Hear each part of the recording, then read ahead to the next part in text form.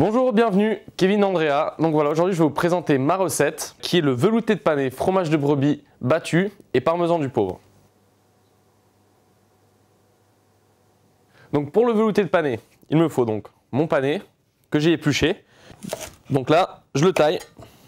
Donc là, vraiment l'utilité de tailler finement, c'est pour une cuisson beaucoup plus rapide. Voilà, donc là, on les met dans la préparation, les crèmes gros sel. Donc pour la mousse de brebis battue, tout simplement, il me faut de la feta, de la crème. J'additionne ensemble. On n'oublie pas d'assaisonner, mais juste du poivre. La feta, c'est extrêmement salé, donc faites attention. La crème liquide, voilà. On va mixer et on va corriger la texture peu à peu. Donc voilà, donc ça épaissit. Donc on va détendre avec un peu de crème, comme ceci. Pour que ça passe au siphon, il faut avoir vraiment une texture liquide et pas non plus de la flotte. Donc maintenant, j'ajoute le poivre. Donc là, j'utilise mon siphon. Donc c'est ce qui va permettre à ma crème et à mon fromage de brebis d'être bien onctueux, mousseux, aérien et beaucoup plus léger. Je verse.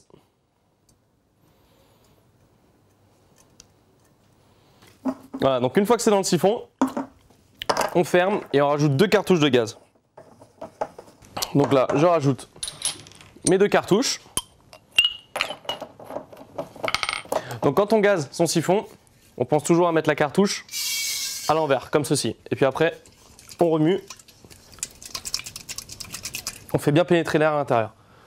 On réserve. Une fois que ceci est fait, on prend notre beau pain de campagne. Donc vous pouvez faire ça en fait avec du pain qui est soit rassis, soit un peu trop sec. Donc chez moi en Italie, on appelle ça le parmesan du pauvre. Donc en fait, c'est le pain de la veille. On le réutilise, on le frit et on rajoute de la marjolaine ciselée et du zeste de citron jaune. Donc voilà. Donc là, aujourd'hui, j'ai un pain frais. Mais comme je vous l'ai dit, je peux vraiment utiliser un pain de la veille. On fait des belles tranches. Et puis on va tout simplement tailler des petits croûtons de taille irrégulière.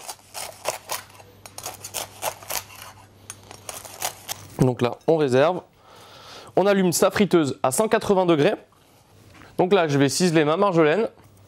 Donc on va effeuiller grossièrement. C'est pas grave si on garde un peu de queue. Donc là, je cisèle ma marjolaine. Pas besoin qu'elle soit trop fine. Faut que ça se sente. Et je réserve. Donc là, je vais frire mes croûtons pendant 1 minute à 180 degrés pour qu'ils deviennent bien blonds. Voilà, donc là, sortie de friteuse, mes croûtons sont bien blonds. Toujours rajouter du sel en sortie de cuisson. Ça permet d'absorber l'huile et le sel fond directement, ce qui va permettre d'assaisonner directement. Donc ensuite, la marjolaine.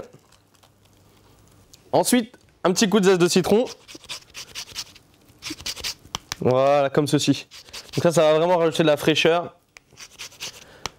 Voilà, impeccable. On rassemble le tout et on va laisser tiédir le tout ensemble. Et le croûton va vraiment absorber l'odeur de la marjolaine et du citron. Donc mon velouté de panais est cuit. Je vais maintenant le mixer. Donc pour ceci, je vais le sortir de la crème et du lait. Voilà.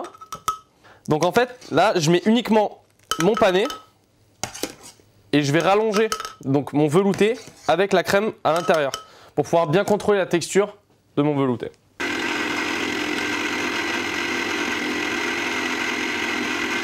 Donc là, mon velouté est prêt. Il a très bonne consistance. Donc, un velouté. Goûter. Très bon. Petit coup de poivre pour rehausser un petit peu. Et donc là, place au dressage. Donc, j'utilise mon siphon. Donc voilà. Dans le fond du bol, je rajoute mes croûtons.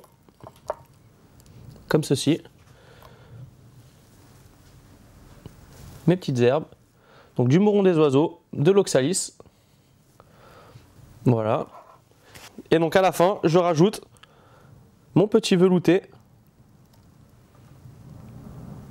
Et voilà, comme ceci. Et un petit coup de zeste de citron pour la fraîcheur. Et donc voilà comment réaliser un petit velouté de panais avec un fromage de brebis battu. Un excellent plat d'hiver. En ce moment, il fait pas très chaud, ça va vous réchauffer.